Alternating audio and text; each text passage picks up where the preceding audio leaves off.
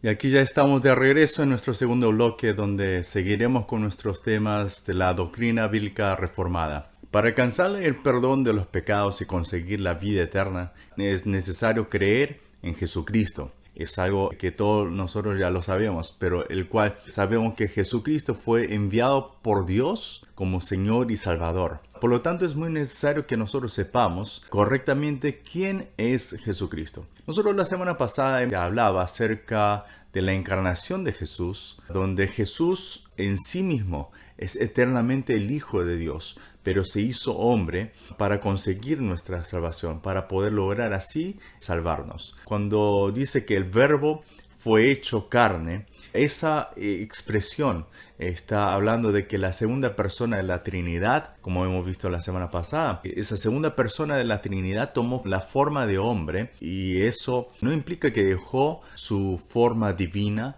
su deidad, sino manteniendo esa deidad, esa divinidad, se le ha añadido la forma de hombre. Así que el Señor Jesucristo, al cual nosotros creemos, Él es perfectamente Dios, como también perfectamente hombre. Como hemos mencionado la semana pasada, a través de las Escrituras, vamos a ver algunas evidencias que nos aseguran la veracidad de la deidad de Jesucristo, para que así nuestra fe sea aún mayor y más perfecta en este caminar. No nos alcanzará a ver todos los pasajes que reflejan que Jesús es Dios, por lo que hoy nosotros veremos solamente algunas de ellas. En primer lugar, nosotros podemos mencionar el Antiguo Testamento. El Antiguo Testamento está profetizando, está prediciendo que el mismo Mesías que habría de venir, él habría también de venir en su deidad. El profeta Isaías, por ejemplo, dijo en Isaías capítulo 9, versículo 6, nos está dando varios nombres como se llamará el Mesías. Está diciendo que será llamado como admirable, consejero, Dios fuerte, Padre eterno y príncipe de paz. El profeta Daniel también nos está diciendo en su libro, capítulo 7, versículo 13, y he aquí con las nubes del cielo venía uno como un hijo de hombre. Entonces ya nos está dando a entender de que el Hijo de Dios, el Mesías, el que habría de venir, vendría como ese Dios mismo, como con esa deidad. Salmos capítulo 2 también nos está presentando al Mesías como el Hijo de Dios, como el Rey ungido puesto sobre el santo monte de Sión. Por eso nosotros, todas estas cosas que nosotros vemos en el Antiguo Testamento, en el Nuevo Testamento vemos que todas las características que Jesús tiene muestra exactamente el cumplimiento de las profecías del Antiguo Testamento acerca del Mesías, que habría de venir con su divinidad. En el Nuevo Testamento, llegando al Nuevo Testamento, nosotros tenemos lo que son los testimonios de Jesús. Jesús mismo en su propia persona, Él declara acerca de su deidad, acerca de su divinidad. Juan capítulo 10, versículo 30, por ejemplo, Jesús está declarando de esta manera: yo y el Padre uno somos. Esta palabra ya está expresando la unidad con Dios, el Padre, y el hecho de que esencialmente en su carácter y en su poder son iguales. Por ejemplo, cuando Felipe, uno de los discípulos de Jesús, le pide a Jesús que le muestre al Padre, Jesús le responde de esta manera: el que me ha visto también al Padre. ¿Cómo pues dices tú, muéstranos el Padre? ¿No crees que yo soy en el Padre y el Padre en mí? Esta palabra también está mostrando lo mismo, que en su carácter y en su poder son iguales, por lo cual conforman esa unidad que nosotros estamos hablando. Por eso es que puedo decir que el que ha visto a Jesús también ha visto al Padre. Colosenses capítulo 1 versículo 15 también declara que Jesús es la imagen del Dios invisible. Además, Jesús se expresó a sí mismo como el Hijo de Dios. En el libro de Marcos capítulo 14 versículos 61 a 62 vemos que cuando Jesús está frente al concilio, cuando fue tomado y fue llevado al concilio, el sumo sacerdote le preguntó de esta manera: ¿eres tú el Cristo, el Hijo del bendito? Y Jesús le respondió: yo soy. Frente a la pregunta del sumo sacerdote, también podemos ver que tiene la implicancia de reconocer que el Mesías que habría de venir tendría la divinidad. Esa característica divina, esa deidad, era una característica del Mesías. Entonces la respuesta de Jesús, cuando Él está diciendo yo soy, también está afirmando que Él era el Mesías que habría de venir con la deidad. Juan capítulo 5 versículo 18 también nos está diciendo de esta manera: por esto los judíos aún más procuraban matarle, porque no solo quebrantaba el día de reposo, sino que también decía que Dios era su propio Padre, haciéndose igual a Dios. Los judíos querían matar a Jesús porque decía que Dios era su Padre, haciéndose igual a Dios. Entonces el reconocimiento que el decir ser hijo de Dios es decir que es igual a Dios, esto es lo que implica la deidad, la divinidad de Jesús, y es esa la razón por la que los judíos querían matarle. Nosotros los creyentes fuimos hechos hijos de Dios. Es cierto, nosotros somos hijos de Dios ahora, pero eso es por fe. No es que nosotros esencialmente lo seamos, sino simplemente nosotros fuimos adoptados como hijos de Dios. Ahora, en el caso de Jesús, en su esencia, Él es el eterno Hijo de Dios, quien estuvo con el Padre por siempre, desde la eternidad. No sé si se acordarán de la clase que habíamos hablado acerca de la Trinidad. Nosotros en ese entonces habíamos mencionado que la segunda persona de la Trinidad, el Hijo, en su esencia, tenía el mismo carácter, poder y gloria que el Padre. Por eso es que se lo llama el unigénito del Padre. La palabra unigénito se refiere al único Hijo de Dios, quien tiene la divinidad del Padre. De esta forma, nosotros vemos que Jesús se presentó a sí mismo como el eterno Hijo de Dios y se declaró a sí mismo igual a Dios. Esa fue la causa principal por lo que los judíos también querían matarlo. No obstante, Jesús también declaró lo siguiente: antes que Abraham fuese, yo soy. Como sabemos, Abraham es un personaje que vivió muchos años antes de Jesús, al cual los judíos lo tomaban como su principal ancestro. Cuando Jesús declara esto, estaba refiriéndose a su eternidad. O sea que cuando dice que estaba antes de Abraham, estamos hablando de que él estuvo mucho antes. O sea, por eso es que nosotros podemos decir que está refiriéndose a su eternidad. En Juan capítulo 17, versículo 5, nosotros vemos también en la oración de Jesús que él expresa de la siguiente manera: ahora pues, Padre, glorifícame tú al lado tuyo con aquella gloria que tuve contigo antes que el mundo fuese. Y esta palabra, en esta oración, Jesús está revelando que estuvo con Dios antes de la creación, gozando de la gloria eterna. De esta manera, Jesús está declarando que tiene la divinidad de Dios. Por otro lado, Jesús mencionó varias veces a sus discípulos acerca de que subiría a Jerusalén, padecería también ahí afrentas de dolores y luego sería muerto y al tercer día resucitaría de entre los muertos. Dicho y hecho, eso fue lo que aconteció con Jesús. Fue a Jerusalén, fue crucificado y luego resucitó al tercer día. Entonces la resurrección de Jesús fue la evidencia más contundente de que Jesús es el Hijo de Dios y tiene esa divinidad y esa deidad. Por eso es que Romanos capítulo 1 versículo 4 dice que fue declarado Hijo de Dios con poder según el Espíritu de Santidad por la resurrección de entre los muertos. Tanto el nacimiento de Jesús, de una virgen, de María, la resurrección también, como también la ascensión, todas estas cosas son cosas sobrenaturales, algo que no se puede acontecer en lo natural.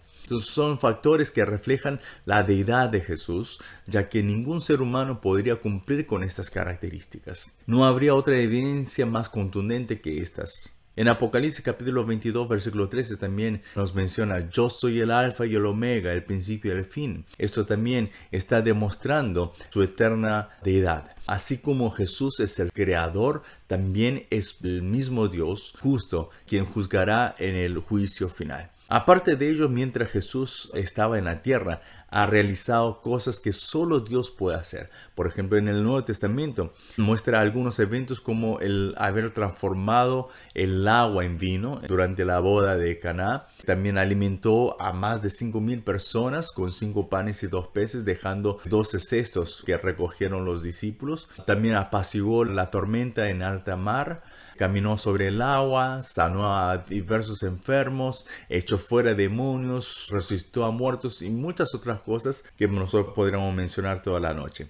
Todos estos prodigios está mostrando que Jesús tenía la divinidad de Dios. Cuando los discípulos vieron que aún los mares y los vientos obedecían a la voz de Jesús, ellos mismos dijeron: entonces los que están en la barca vinieron y le adoraron diciendo: verdaderamente eres hijo de Dios. Esto está en Mateo 14:33. Por último, también nosotros podemos mencionar que Jesús hasta perdonó los pecados. Cuando el perdón de pecados solamente es atribuido a Dios, Jesús no temió en utilizar esta potestad, esta autoridad de perdonar pecados. En Marcos capítulo 2, versículo 3 al 12, es un pasaje donde comenta acerca de la historia de un paralítico. En este pasaje nosotros podemos ver que antes de sanar a este paralítico, Jesús le está diciendo: hijo, tus pecados te son perdonados. Él declaró perdón de pecados. Es algo que para muchas personas le fue chocante, pero la cosa es que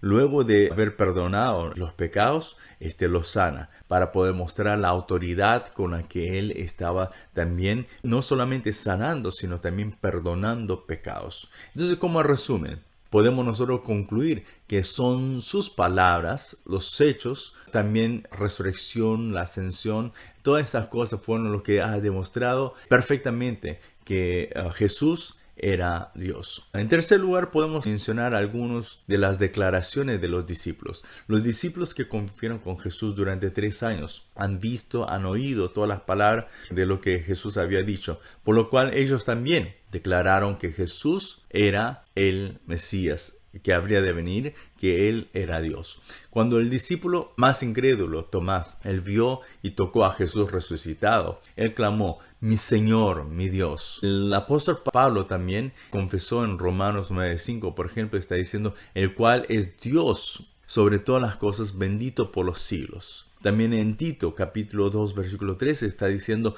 nuestro gran Dios y Salvador Jesucristo. En Colosenses capítulo 1 versículo 16 dice así: porque en él fueron creadas todas las cosas, las que hay en los cielos y las que hay en la tierra, visibles e invisibles, sean tronos, sean dominios, sean principados, sean potestades, todo fue creado por medio de él y para él. Entonces esta palabra refleja que Jesucristo, el Hijo de Dios, es el creador quien creó todas las cosas, como también es el que mantiene la creación, demostrando así la divinidad y la deidad de Dios. El apóstol Pablo también se refirió acerca de la naturaleza de Jesús, diciendo: siendo en forma de Dios, en Filipenses 2:6.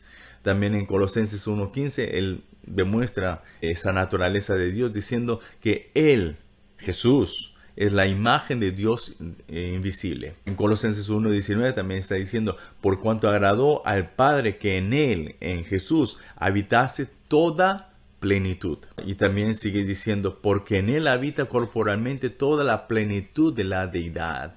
Esto está en el capítulo 2. O sea que con todo esto está testificando acerca de la deidad de Jesús. El apóstol Juan también escribió de esta manera: en el principio era el Verbo, y el Verbo era con Dios, y el Verbo era Dios. Este era en el principio con Dios. Todas las cosas por él fueron hechas, y sin él nada de lo que ha sido hecho fue hecho. Cuando menciona a Jesús como el Verbo, está refiriéndose que Jesús es la revelación de Dios. Al decir que en el principio era el Verbo, se refiere a la eternidad de Jesús. Y cuando dice que todas las cosas fueron hechas por él, significa que Jesús es el creador. Por lo tanto, concluimos que todos estos testimonios validan la deidad de Jesús. Otros testimonios también son válidos. Por ejemplo, nosotros podemos ver que todos los nombres que se le nombran a Jesús, todos tienen que ver con la deidad de Dios. Si vemos en la Biblia, notamos fácilmente que Jesús tiene varios nombres. Se le denomina como Cristo, el Hijo del Hombre, Hijo de Dios, Señor. Entonces, todos estos nombres, en cierta manera, son nombres que expresan a Dios. Solo en el Nuevo Testamento, solamente viendo en el Nuevo Testamento, se puede ver que se repite centenares de veces a Jesucristo como Señor. Ahora, esta expresión Señor en el Antiguo Testamento tiene una connotación similar a la de Jehová Dios. Por eso todos los creyentes confesaban a Jesús como Señor, creyendo que Jesús era Dios. Entonces, sin esta creencia, si es que no podrían creer que Jesús era Dios, no iban a confesar a Jesús como el Señor. En segundo lugar, también podemos ver que muchas personas han adorado a Jesús, han orado a Jesús. Entonces, la adoración y la oración supuestamente solamente se ofrecía a Dios, pero también fue destinado a Jesús. Mateo capítulo 2 versículo 11, por ejemplo, muestra que en el tiempo del nacimiento de Jesús, los magos vinieron y dice, postrándose lo adoraron y abriendo sus tesoros le ofrecieron presentes, oro, incienso y mirra. En Lucas capítulo 24, 52 también relata que los creyentes, después de haber visto la ascensión de Jesús, dice, ellos, después de haberle adorado, volvieron a Jerusalén con gran gozo. Aparte de estos versículos, hay muchos otros más que podemos mencionar, en donde están adorando. Las personas empiezan a adorar, alabar y orar al Señor Jesús. Entonces son varios testimonios que nosotros podemos dar para poder decir de que también se le está atribuyendo, no solamente él mismo, no tampoco solamente los discípulos, sino también las personas que creyeron en él, que escucharon y siguieron sus pasos. Esas personas también están atribuyendo todo lo que le pertenece a Dios, solamente se le atribuye a Jesús también. Entonces, y también, por último, puedo mencionar de que aún los demonios también lo declaran. Declaran que Jesús es Dios, declaran que Jesús es el Hijo de Dios. Por ejemplo, si vemos en la Biblia, encontramos algunos pasajes que relatan que aún los demonios declaran a Jesús como el Hijo de Dios. Por ejemplo, en Lucas capítulo 8, versículo 28, nosotros vemos que Jesús llega a la tierra de los Gadarenos y ahí se encuentra con un endemoniado. Y el endemoniado viene, reconociendo a Jesús, viene y le dice, ¿qué tienes conmigo, Jesús, Hijo del Dios Altísimo? También, si nosotros vemos en Marcos capítulo 1, versículo 24, nosotros vemos ahí también que Jesús se encuentra con otro endemoniado, con un hombre con un espíritu inmundo en Capernaum. Y este hombre con espíritu inmundo se le acerca y le dice, sé quién eres el Santo de Dios. Asimismo, vemos que en la Biblia continuamente está relatando acerca de la deidad de Jesús. Por lo tanto, sería imposible negar la deidad de Jesús cuando la Biblia está afirmándola. En otras palabras, no hay cómo negar esta esencia de Jesús, donde Él, siendo la segunda persona de la Trinidad, Él vino a la tierra en forma de hombre, pero eso no implica que haya dejado la deidad, que haya dejado su divinidad, sino Él siguiendo con esa divinidad, Él simplemente fue añadido esa imagen, esa forma de hombre. Entonces nosotros seguiremos hablando del siguiente tema, que es que Jesús es perfectamente hombre. O sea, vamos a hablar acerca de la humanidad de Jesús. Hoy nosotros hemos tocado acerca de la deidad de Jesús. La próxima vamos a hablar acerca de la humanidad de Jesús. Sin embargo, ya les voy avisando que la semana que viene estaremos nosotros conmemorando, haciendo una programación especial en conmemoración al primer aniversario de nuestro programa Tiempo Reformado. Por eso les voy avisando de que la semana que viene no vamos a tener la doctrina bíblica reformada, sino que vamos a tener un panel de diálogo con algunos pastores que han participado en nuestro programa durante este año y también con algunos directivos de la radio de Pacífico. Yo creo que será un tiempo peculiar, un tiempo bastante dinámico, donde vamos a poder tocar algunos temas y poder también alentar unos a otros, ¿no? Para que podamos seguir este caminar en el conocimiento de nuestro Señor Jesucristo a través de estudiar las doctrinas bíblicas. Así que yo les pido que no se pierdan la próxima semana. Bueno, ahora sí, ¿qué tal si vamos a una pausa con una alabanza y luego regresamos con el pastor Timoteo Kim, quien es el representante de Misión Step Perú, quien está auspiciando este programa Tiempo Reformado. Y también él es el que nos traerá en esta noche el mensaje de hoy. Y yo me despido de ustedes deseando que podamos volver a encontrarnos para poder celebrar juntos el primer aniversario de nuestro programa Tiempo Reformado. Deseo volver a verlo el sábado que viene en este mismo horario, en la misma frecuencia AM 640, Radio del Pacífico, emisora evangélica de todos y para todos. Que tengan una linda y muy bendecida noche.